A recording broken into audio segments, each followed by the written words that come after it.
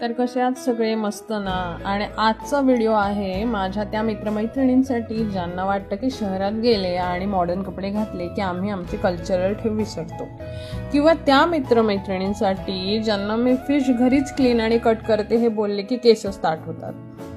तर आज घरी कुप्पा म्हणजे ट्यूना आहे आणि हलवा म्हणजे बॅक पॉम्प्रेट आहे आणि तेच मी कटिंग करत आहे. कुप्पा खायचा नाही किंवा तो गरम असतो, त्याला वास येतो असं गावाकडे खूप लोक म्हणतात, म्हणून आणत नाही. पण मला कुप्पा खूप आवडतो, कारण फॅक्ट जाणून घेतल्याशिवाय मी कुठलीच गोष्ट अप्लाय करत नाही.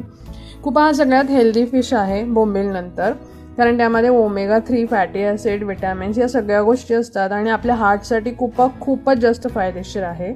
आणि मेन फॅक्ट बघायचा गेला तर जगामध्ये प्रॉन्स नंतर सगळ्यात जास्त निर्यात कुठली होत असेल तर ती कुप्पा ह्या फिशची होते.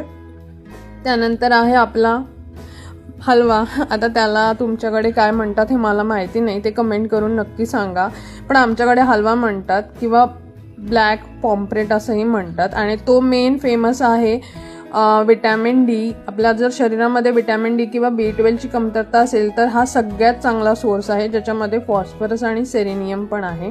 लो मर्क्युरी असल्यामुळे हा फिश सगळ्यात जास्त हेल्दी असतो, कारण मर्क्युरीमुळे आपल्याला ब्रेन रिलेटेड आजार होऊ शकतात. सो